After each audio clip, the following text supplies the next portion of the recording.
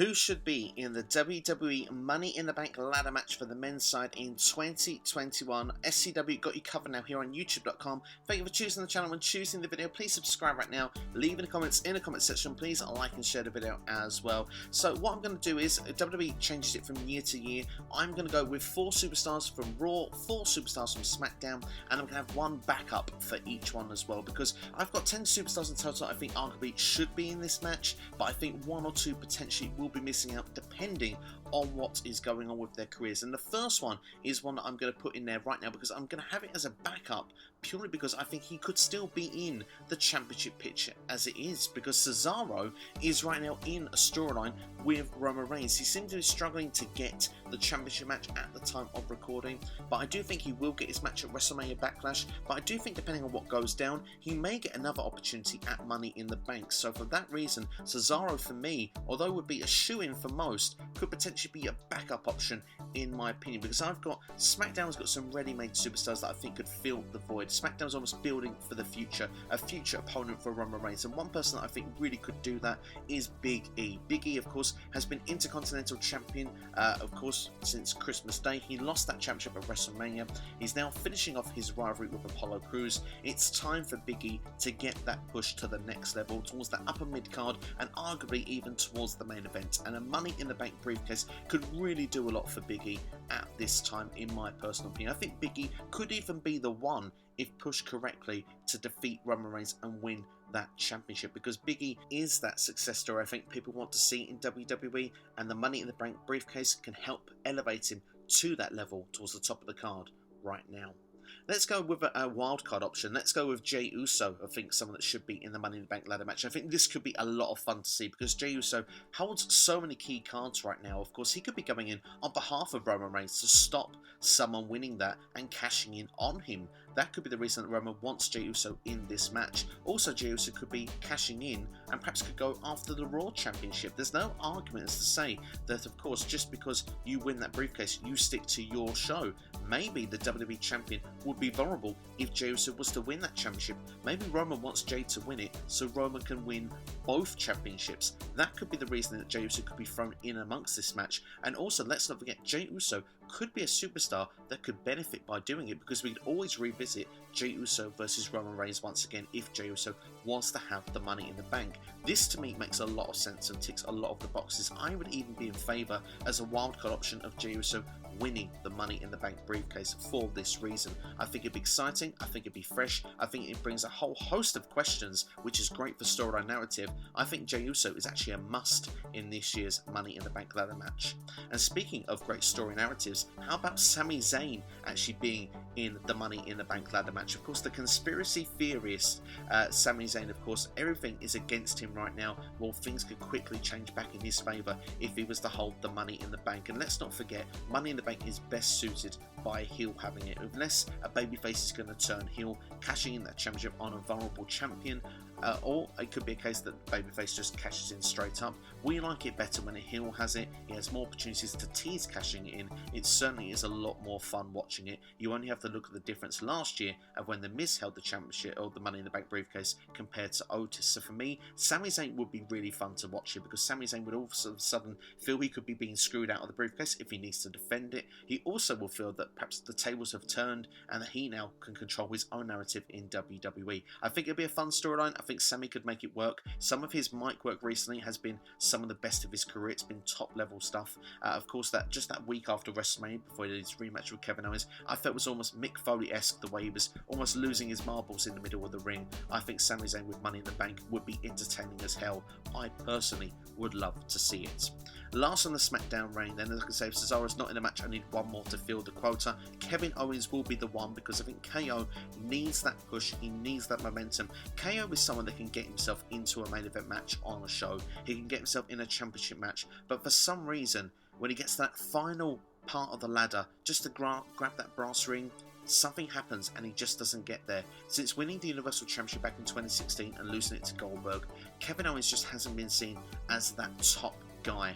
and we need something to help him get back to that level, because KO, he can do so many great things. He always is a great performer with his babyface, heel, his promo work, his in-ring work, but there is something missing, and I think Money in the Bank would be perfect for KO, because KO at that point then, cashing it in, it's almost a guarantee that KO would become the champion. He'd almost feel ready and right to be in that position, as he's held a major championship before as well. So I'd be kind of in favour of seeing this, because like I say, a babyface can turn heel, or he can cash it in up front. I think he would be a great shout, however he was holding that briefcase, because KO doesn't need to cash it in on Roman Reigns. If he could cash it in on Raw, maybe he holds it to the next draft, who knows. I think this would work really well, and I think Kevin Owens is someone of everyone of this list that needs it the most. So we've done the SmackDown side, let's go over to Monday Night Raw then, pick my potential superstars. My wildcard backup option will be last on this, so that's what you can remember already going into this. But the first one is Damian Priest, because Damian Priest, coming off of WrestleMania, teaming with Bad Bunny, he's had a hot start in WWE, I think, overall on Raw. He's been presented,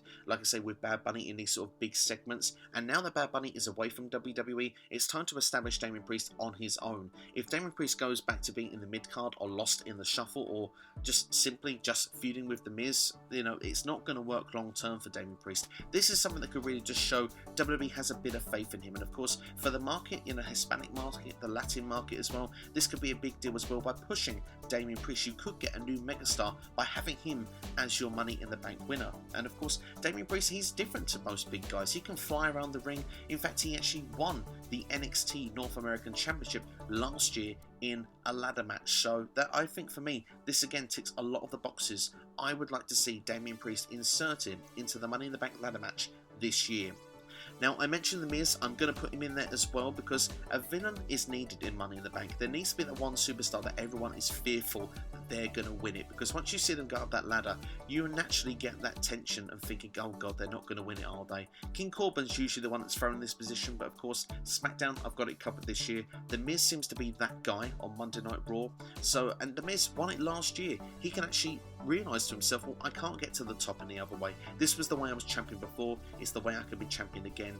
The Miz putting himself into the Money in the Bank ladder match, I think makes a lot of sense here, because it's worked for him well twice. Well, it's worked for him well once in the past, but actually having the briefcase, it's worked for him twice. So for me, I think that for him, after last year, you know, not being in the ladder match and still benefiting of having the briefcase, I think this year you put him in the ladder match, but of course, he's not my winner.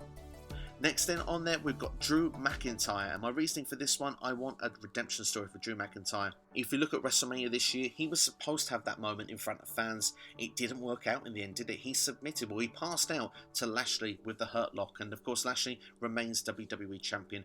I hope this now leads to a big long-term storyline for Drew McIntyre. Hopefully we can win that championship in front of fans at next year's WrestleMania. And of course, if Drew McIntyre was to not win the championship at WrestleMania Backlash, which he's currently scheduled for a triple threat match, that should take him out of the championship picture for me and go towards that, you know, upper mid-card storylines he can have with the likes of Braun Strowman, maybe The Fiend at SummerSlam. But of course, to get himself in position where he wants another championship match, of course, the quick fix to get there straight away is the Money in the Bank ladder match. And also, he's an established star. He's a champion, or former champion of WWE over the last 12 months. Him being in this match alone adds credibility to it immediately, especially if a new star was to win at the end of it, and Drew McIntyre then has to go back to the drawing board. Drew McIntyre doesn't need Money in the Bank, but certainly you could make an argument that for a match this year where you could perhaps push a new star, Money in the Bank could need him in the match. So this is why I'm inserting Drew McIntyre into this match.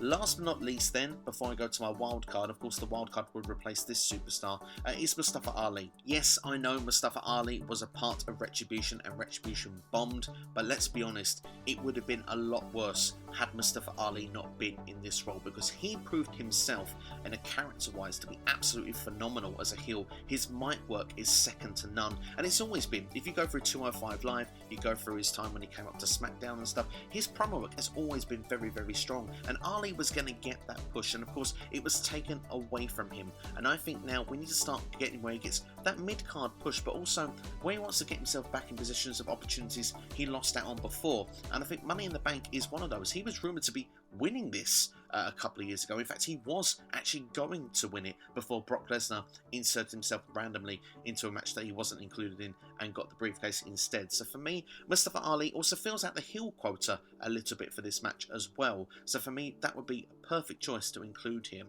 But it's at the expense if this superstar, my wildcard pick, can't make it, because yes, he's not been on TV. Keith Lee would be perfect. Let's be honest, Keith Lee is what Money in the Bank represents. A star in the making, someone that we know should be a Money in the Bank winner, or someone that should be a future world champion. This is what a match does for getting that superstar there. If they're not at the top level, they can get to the next level with this briefcase. Keith Lee for me would be a great selection. Of course he's a big man as well in this environment. It adds its own interesting dynamics itself. Do you get this special Big Show ladder? Do you get Keith Lee doing high flying moves off a ladder, off a turnbuckle? It would be certainly fun and electric, because Keith Lee is like none other, and I would love to see him in the Money in the Bank ladder match. And of course would be another one that you would say, God, he would be a worthy winner of this briefcase. And of course, Keith Lee, some people suggested maybe he'll turn somewhere down the line would be good for him.